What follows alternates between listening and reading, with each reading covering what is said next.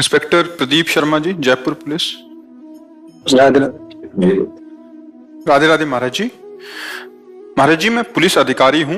कार्य करते समय झूठी गवाही के कारण अनजाने में कुछ लोगों के प्रति गलत कार्रवाई हो जाती है। इस पाप का भागी मैं या जिसने झूठी गवाही दी है, इस पाप से बचने का उपाय महाराज जी। अगर हम जानते हैं कि ये जो गवाही दे रहा है ये झूठी है, ये जानते हुए भी हम निरपराध को दंड विधान में सम्मिलित कर देते हैं, उसमें हम भी दोषी हैं।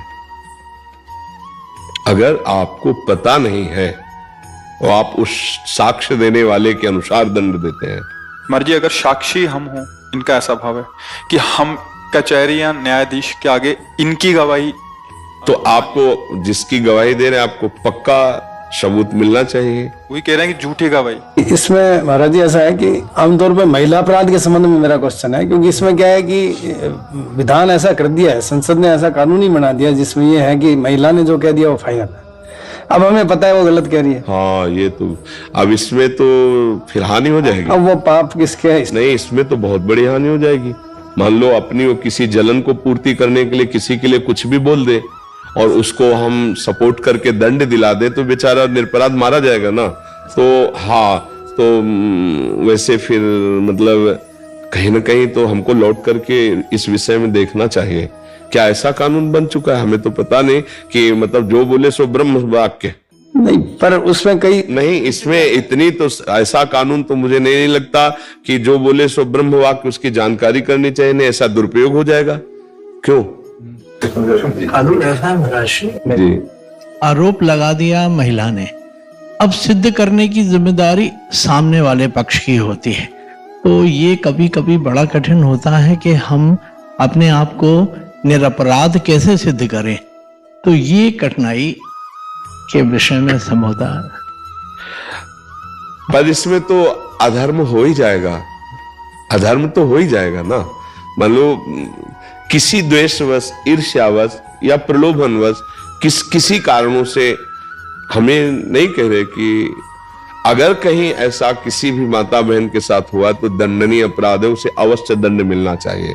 पर अगर कोई माता बहन ईर्ष्यावश, द्वेषवश या किसी प्रलोभनवश किसी व्यक्ति को किसी केस में फंसा रही है और मुझे पता है कि ये झूठा है केस, तो जब निर्णय मिलेगा दंड का तो उसमें कहीं ना कहीं हम भी तो हैं। कानून में लिखा हुआ है कि ऐसी स्थिति में जब महिला और पुरुष की बात में से किसकी बात को मानना है तो महिला की बात को मानना है, कानून में है। हाँ, कानून तो महिला अगर उसको झूठे फंसा रही, उसको दंड दिलाना चाहती है तो अब उसमें फिर आप क्या कर सकते हैं? उसमें अब आप जानते हैं, लेकिन अब मुझे तो ये बात थोड़ा कम समझ में आ रही है। निर्भया कांड के बाद एक कानून में अमेंडमेंट कर दिया था। अच्छा, मुझे लगता है कि परीक्षण होना चाहिए, सच्ची बात होनी चाहिए। पुरुष में ही केवल विकार है ऐसा तो नहीं हो सकता ना। दोनों शरीरों में विकारों की उत्पत्ति होती है। तो अगर क्रोध विकार, ईर्ष्या विकार या द्वेष विकार के अंतर्गत ऐसे किसी को फंसाया जाए, हम कह रहे हैं अगर अपराध है तो दंड मिलना चाहिए। अगर वो निरपराध है और उसे फंसाया जा रहा है तो मतलब निर्दोष को दंड मिलने से तो पूरा सिस्टम बाधित हो जाएगा। एक छोटा सा उदाहरण दूंगा मैं। एक बस में कंडक्टर ने एक महिला को रिजर्व सीट से उठा दिया जी, और उसको कहा पीछे बैठ जाओ, रिजर्व सीट है, इस पे X पर्सन बैठेगा जी। महिला ने नीचे उतरते ही थाने में आई और उसने ये आरोप लगाया इसने मेरे को घूर के देखा। अब घूर के देखना एक अपराध है कानून की दृष्टि से, महिला को गलत दृष्टि से घूरना। उसने देखा होगा घूर के, लेकिन उसने इस हिसाब से भाई तू यहाँ से उठ जा। जी जी। अब उस स्थिति में अब मैं क्या करूं? अब उसका प्रारब्ध ही भोग भी उपस्थित होगा। अब तो कानून अगर बल है तो दंड विधान तो फिर लागू ही होता है।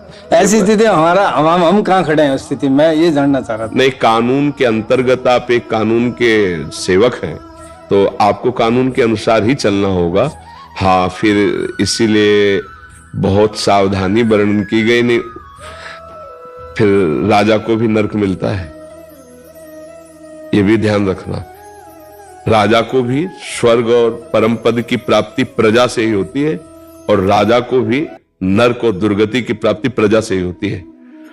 यदि ऐसा कानून, ऐसी व्यवस्था बन जाए जिससे बिना किसी पर्दे के खुला न्याय हो तो ठीक है। अगर कहीं पक्ष और पर्दा रख दिया गया और निर्दोष मारा गया, निर्दोष, तो ये पूरा सिस्टम पर लदेगा, जाके पूरे सिस्टम पर जाएगा, क्योंकि अब उसके कई पावे हैं। वो पूरा का अधर्म जहां होगा, तो देखो आपको बता देते हैं कि भीष्म पितामह जैसा धर्मात्मा कभी युगों में पैदा होता है, लेकिन अधर्म के पक्ष में खड़े थे। युधिष्ठिर महाराज के विपरीत सामने, और पक्ष अधर्म का था, पूरा पता था। भीष्म जी को पूरा पता था कि पक्ष अधर्म का है, खुली नेत्रों से देखा था छलिया शकुनी कैसे छल कर रहा है, धृतराष्ट्र की कैसे बुद्धि भ्रष्ट होकर के आदेश कर रही, पूरा सब पता था। एक कुल वधू को कैसे प्रताड़ित किया जा रहा, पूरा सब पता था। परिणामता 6 महीना बाणों की सैया पर पड़े महाराज। द्रोणाचार्य जी गुरु, शास्त्र के ज्ञाता, धनुर्वेद के ज्ञाता, पांडित्य के महान प्रकांड विद्वान काट के फेंक दिए गए, कारण अधर्म के पक्ष में थे। धर्म और अधर्म, जरूरी नहीं कि आप अधर्म करें, कोई भी कहीं भी कैसे भी। अधर्म तो अपना बमूल बोएंगे तो कांटे ही उसमें होगा, आम तो लगेगा नहीं। चाहे कोई बोए, कितना बढ़िया खेती बना के बोए, आम बोओगे तो फसल आएगी, ये तो आम रसीला मिलेगा। तो ये अब हमारी तो समझ में नहीं आ रहा, ऐसे तो बहुत ही गलत हो जाएगा। पर हम केवल इतना कहते हैं कि अपराधी को दंड मिलना चाहिए। अपराधी किसी भी ना तो जाति का माना जाता है और ना किसी धर्म का माना जाता है, सिर्फ अपराधी अपराधी होता है। हम इतनी बात मानते हैं कि अपराधी अपराधी है, वो किसी भी धर्म समुदाय का हो, वो ना धर्म का होता है ना समुदाय का होता है, वो सिर्फ अपराधी होता है। और जो अपराधी नहीं है उसे दंड ना दिया जाए, क्योंकि ऐसे तो बहुत तरह से शोषण किया जा सकता है, बहुत तरह से शोषण किया जा सकता है। अब उसने कुछ नहीं कहा और उसके ऊपर ऐसा तो फिर माना जाएगा ना कि हाँ, कि तो अब इसमें क्या है कि आप तो एक केवल निमित्त मात्र हुए, आप कोई दंड देने वाले नहीं हुए। जैसा उसने कहा उसके अनुसार आपने कहा, तो मुझे लगता है कि आप जान भी रहे हैं कि शायद ऐसा ना हो, पर कानून ऐसा है तो फिर आप निर्दोष ठहरेंगे, क्योंकि आप जानते हैं। पर आप करें क्या, वो जो बड़ों ने आगे नियम बना दिया उसके अनुसार आपको भेजना पड़ेगा, आपको ऐसा करना पड़ेगा।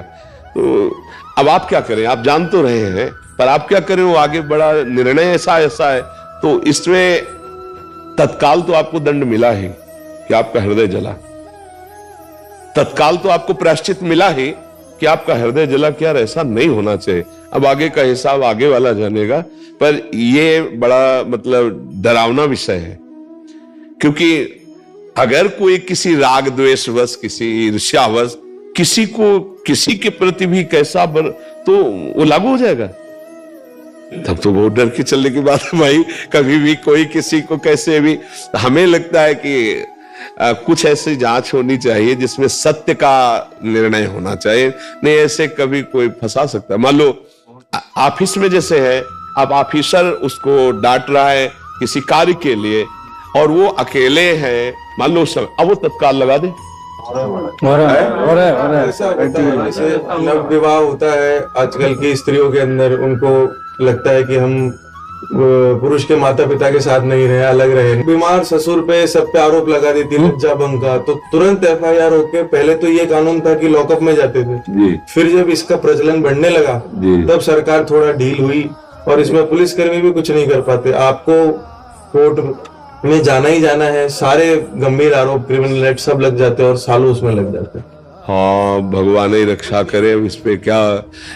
और इसीलिए हम प्राय प्रार्थना करते थे कि हमारे जो नवीन पीढ़ी है, नए बच्चे बच्चियां हैं, थोड़ा अध्यात्म को समझें, थोड़ा सत्य को समझें, सतमार्ग को समझें। ये जो आज हवा चल गई है ना गंदी बातों की, जिसे फ्रेंड कहा जाता है, ये बुद्धि को भ्रष्ट कर देगा बहुत बुरी तरह से।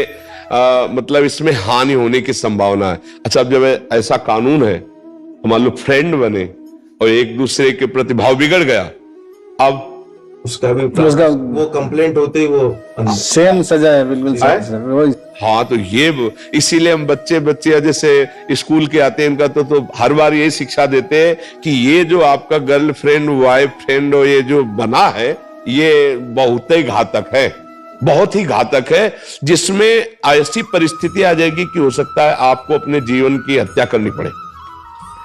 अब पापा जान जाएंगे तो क्या होगा, अमुक जान जाएगा तो क्या होगा, और जिस पक्ष से उसने मित्रता की और वो ब्लैकमेल कर रहा है, उसको बहुत तरह से सता रहा है, मान लो पुरुष पक्ष में भी है, अब वो बच्ची क्या करे, या बच्ची बहुत बुद्धिमान निकल गई, अब उसको, तो ये आचरण ही गंदे हैं। ये आचरणों को अगर संभाला जाए, धर्म पूर्वक चला जाए, तभी तो अध्यात्म की महिमा। अगर अध्यात्म को नहीं जानेगा तो समाज हमारा इस तरह से बहुत गर्त में गिरता चला जाएगा। नए बच्चे तो एक उमंग होती है, 13, 14, 15, 16 की ये जो अवस्था होती है ना, इसमें एक उमंग होती है, और उस उमंग में लगता है कोई मेरा साथी बने। ये सबके अंदर होती है, सबके अंदर होती है, आप देखो ना।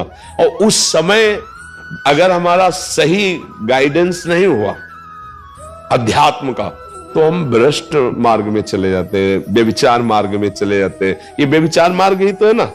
अब वो स्वभाव गिरता चला जाता है, अब वो निर्णय नहीं कर पाते कि किस तरह से हम चले, कैसे हम चले। तो हमें लगता है कि हम सबको अध्यात्म की, बुद्धि की पवित्रता की जरूरत है। अगर बुद्धि अपवित्र हुई तो सब गड़बड़ हो जाएगा।